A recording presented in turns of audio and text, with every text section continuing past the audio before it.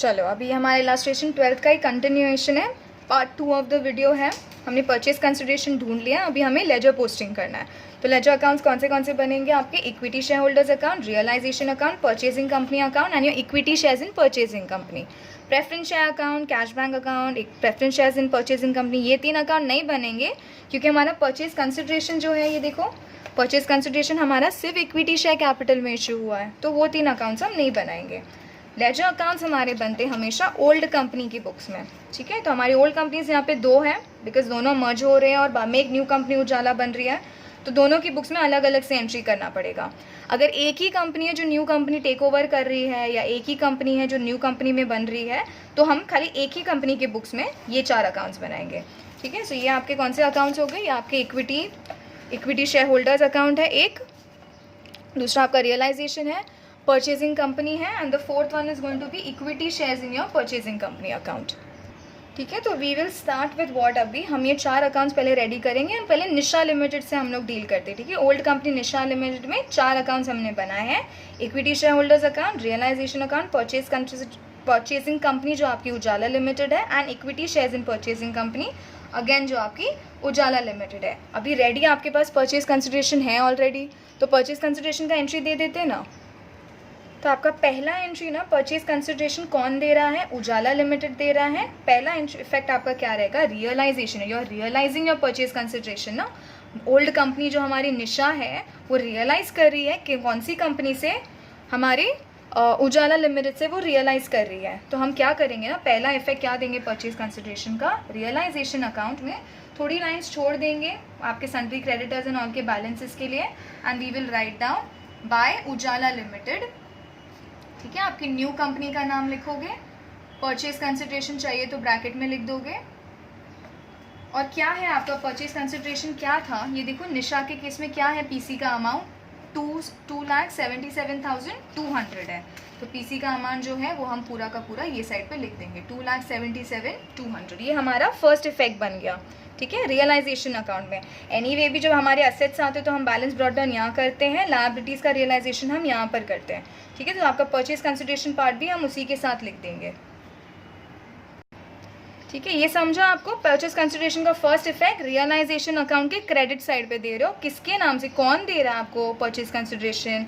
उजाला limited, new company दे रही है।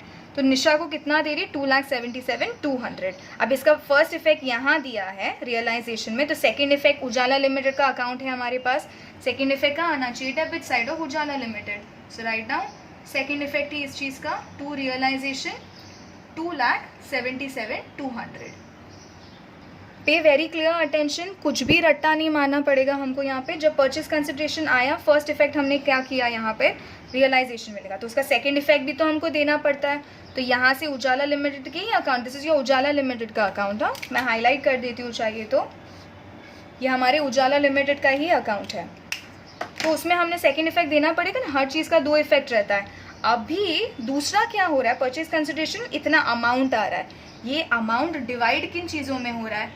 Usually equity shares में होता है, कैश में होता है, प्रेफरेंस शेयर्स में होता है, ठीक है। हमारे पास सिर्फ इक्विटी शेयर्स है दिस केस में, ठीक है। तो अभी क्या करेंगे हम? यहीं से ना यही अकाउंट में हम डील करेंगे। ये क्या होने वाला है अभी? ये रियलाइजेशन ये साइड आएगा, और किस में हो रहा है रियलाइजेशन? इक्विटी शेयर्स में। So we will write down by equity shares.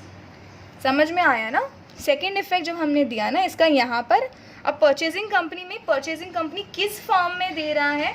तो ये 2,77,000 किस फॉर्म में है? सिर्फ इक्विटी शेयर्स के फॉर्म में, ठीक है। तो सिर्फ हम इक्विटी शेयर्स यहाँ पे रिकॉर्ड करने वाले। इन इक्विटी शेयर्स हम कितने का दे रहे हैं उसे? 2,77,200 का, 2,77,200 का, ठीक है। पूरा का पूरा हम इक्विटी शेयर्स में दे रहे हैं। प्रीमियम पे दे रहे हैं नॉल ना, वो सब हम बाद में एडजस्ट करेंगे। फिलहाल प्रीमियम यहाँ पे आना ज़रूरी नहीं है, 2,77,200 हम सीधा लिख देंगे। अभी पूरा का पूरा इक्विटी शेयर्स है, तो इसका सेकंड इफेक्ट ये सेकंड इफेक्ट था इसका, ठीक है। ये 1, 2 अभी ये जब इक्विटी शेयर्स में दिया है तो इसका सेकंड इफेक्ट किधर दिखाओ? नेक्स्ट अकाउंट के डेबिट साइड में सेकंड इफेक्ट आएगा, ठीक है। Equity shares in purchasing company है ना, परचेजिंग कंपनी अपनी उजाला ही है, तो सेकंड इफेक्ट इसका नीचे डाल दो। क्या डाल दोगे? To Ujala limited account, to Ujala limited account 2,77,000, 2,77,000। 277,000, समझा। तो ये अकाउंट तो देखो अपना टैली हो गया 277। अभी इसको टैली करने के लिए क्या करेंगे ना, इसका बैलेंस जो है हम क्या करेंगे इसका, ठीक है हम देखते हैं। अभी इक्विटी शेयर्स है तो सीधी सी बात है बैलेंस कहाँ जाना चाहिए, और कौन से अकाउंट है हमारे पास, ये तो टैली हो गया, इससे तो फर्क नहीं पड़ता। रियलाइजेशन में नहीं डाल सकते, बचता कौन सा है, इक्विटी शेयर होल्डर्स अकाउंट। तो इसका बैलेंस कहाँ जाएगा पता है, by equity share holders account में जाएगा 2,77,000 बैलेंस है, इसलिए हम सर्कलिंग इट, बैलेंस ट्रांसफर हो रहा है, ऊपर बैलेंस लिख देती हूँ। एंड सेकंड इफेक्ट कहाँ दोगे, ये फर्स्ट इफेक्ट है तो सेकंड इफेक्ट कहाँ, इक्विटी शेयर होल्डर्स के डेबिट साइड पे दे दो, ठीक है। राइट डाउन 2 इक्विटी शेयर्स इन उजाला लिमिटेड, जो अकाउंट का नाम है वही लिखेंगे, देखो ना, equity shares in purchasing company, that is bracket में उजाला लिमिटेड है, उसी का नाम लिख के 2,77,000 कर देंगे। तो ये हो गया आपके परचेज कंसिडरेशन का इफेक्ट। जो परचेज कंसिडरेशन आपने किया, स्टेप नंबर 2 में लेजर अकाउंट्स बना के क्या करोगे, परचेज कंसिडरेशन का इफेक्ट दे दोगे। एक और बार रिपीट करती हूँ, परचेज कंसिडरेशन का इफेक्ट, जब पीसी हमारे पास आता है तो रियलाइजेशन में क्रेडिट हो जाएगा। किससे क्रेडिट होगा, जो कंपनी अपने को दे रही है, जो न्यू कंपनी है। सो बाय उजाला लिमिटेड ने कितना दी, उजाला लिमिटेड ने निशा को, देखो पीसी अमाउंट हमारा क्या है 277,200, तो पूरा का अमाउंट 277,200 यहाँ आ जाएगा। सेकेंड इफेक्ट क्या है, बाय उजाला है तो उजाला के अकाउंट में रिफ्लेक्ट होगा, तो this is coming over here to realisation 277,200। अभी रियलाइजेशन इतना हुआ है, पर किस फॉर्म में दे रही है ये न्यू कंपनी, तो हम एक ऐसा ना एरो बनाएंगे, ठीक है। अभी अगर कैश के फॉर्म में देती तो यहाँ कैश भी लिखते हैं, प्रेफरेंस शेयर्स भी लिखते हैं, लेकिन सिर्फ इक्विटी शेयर्स है ना, तो सिर्फ इक्विटी शेयर्स लिख के छोड़ देंगे। और कितना है 2,77,200। अभी इसका इफेक्ट, फर्स्ट इफेक्ट यहाँ है तो सेकंड का आना चाहिए, दूसरा अकाउंट भी तो है हमारे पास, equity shares in purchasing company, लिख दिया वहाँ पे second effect. This account will be balanced, पूरा पहले ही बैलेंस हो गया है। ये अकाउंट का बैलेंस हम कहाँ डालेंगे, क्या नहीं डाल सकते, ये बैलेंस हो चुका है, रियलाइजेशन में नहीं डाल सकते। नाम देखो ना, कॉमन इक्विटी शेयर्स है तो बचा है तो इक्विटी शेयर होल्डर्स अकाउंट में जाना चाहिए।